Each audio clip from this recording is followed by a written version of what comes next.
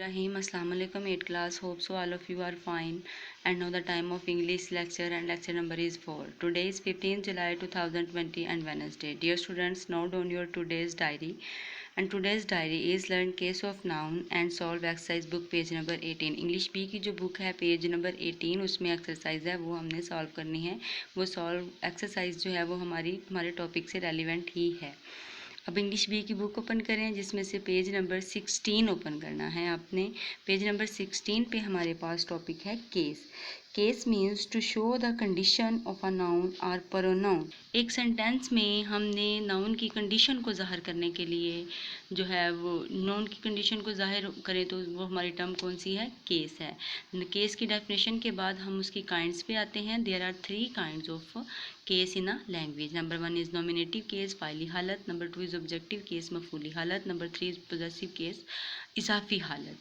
इनके नामों के बाद हम इनके एक्सप्लेनेशन पे आते हैं. नॉमिनेटिव केस मीन ऐसा नाउन जो एक सेंटेंस में एज ए सब्जेक्ट यूज़ हो रहा हो वो आपका क्या है, नॉमिनेटिव केस है. For example birds fly, he shoots. ठीक है. Objective case. When a noun is used as a object in a sentence is called objective case. एक सेंटेंस में जब हमारा नाउन एक एज ए ऑब्जेक्ट यूज़ हो रहा हो तो वो हमारी कौन सी केस है, objective case. For example boys run races, she gave me a book. Number 3 is possessive case. Possessive case में हमने नाउन की मलकियत को जाहिर करना होता है. A noun which denote ownership are said to be in the possessive case. To show possession in a noun is we use apostrophe. ठीक है. नाउन की मलकियत को ज़ाहिर करने के लिए, उसकी पोजेशन को ज़ाहिर करने के लिए, उसकी ऑनरशिप को ज़ाहिर करने के लिए हम अपॉस्ट्रोफी एस का यूज़ करते हैं. फॉर एग्जांपल अकरम्स बुक है. ठीक है. जैसे कि मैंने पहले आपको बताया कि नाउन की पोजेशन या ऑनरशिप को ज़ाहिर करने के लिए हम अपॉस्ट्रोफी एस यूज़ करते हैं. तो यहाँ पे अपॉस्ट्रोफी एस यूज़ करने के कुछ वेज़ हैं, उनको देख लेते हैं. पर्सोनिफाइड ऑब्जेक्ट है. पर्सोनिफाइड ऑब्जेक्ट में नेचर्स गिफ्ट है, डेथ्स डोर है. ठीक है. I hope you are understanding my lecture. Dear students, मैं आपको अपॉस्ट्रोफी एस का इस्तेमाल करने की कुछ वेज बता रही थी. पहले में हमने पढ़ा है पर्सोनिफाइड ऑब्जेक्ट्स है. नंबर 2 में हमारे पास क्या है, noun denoting time, space and weight. ऐसे नाउन जिसमें हमने वक्त को, स्पेस को और वेट को जाहिर करने के लिए अपॉस्ट्रोफी एस का यूज़ करते हैं वो देखते हैं. अ डेज मार्च है, अ मंथ्स लीव है, अ फुट्स लेंथ है, पाउंड्स वेट है. ठीक है. टाइम स्पेस के बाद हमारे पास कौन सा तीसरा वे है, वो ये है after certain phrases. Apostrophe S को हम सर्टन फ्रेजेस के बाद भी इस्तेमाल करते हैं. For example at his wits end है, फॉर मर्सीज सेक है. नॉमिनेटिव केस की जो है ना एड्रेसेस या पर्सोनिफाइड पढ़ने के बाद हमने नॉमिनेटिव केस ऑफ एड्रेस पढ़ना है. ये हमारी टर्म है जो केस में यूज़ हुई है.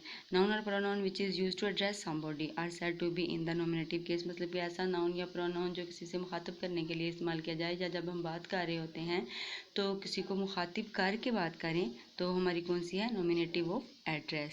For example my boy you should be more careful. मतलब कि एक फादर अपने बेटे को या कोई बड़ा जो है वो छोटे बच्चे से मुखातिब होकर कह रहा है कि आपको मज़ीद जो है वो मुहतात रहने की ज़रूरत है. जैसे कि मैंने पहले बताया आपको कि हम नॉमिनेटिव एड्रेस केस में हमने नॉमिनेटिव एड्रेस जो टर्म है वो पढ़ी है. अब हम पढ़ रहे हैं नॉमिनेटिव एब्सोलूट. नॉमिनेटिव एब्सोलूट का हम जो है वो पार्टिसिपल का इस्तेमाल करते हुए एक सेंटेंस में कॉमा लगा कर जिस तरह से हम जो है वो सेपरेट करते हैं, जो सेपरेटेड पार्ट होगा वो हमारा क्या होगा, nominative absolute. For example the sun having set, the farmers went home.